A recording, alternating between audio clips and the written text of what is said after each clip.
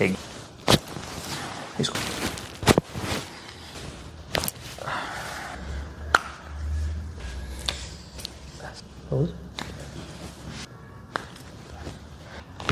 और एक बार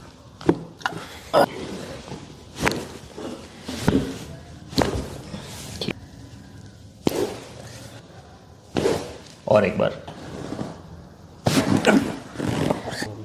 एकदम फ्रेश हो गया। दर्द कम हुआ? हाँ, गर्दन, पीठ, कमर, सब दर्द कम हो गया। यानी ओवरऑल स्पाइन में जो तकलीफ थी हाँ, वो कैसी है अब?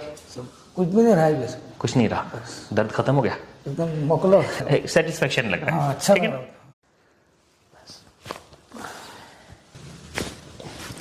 एक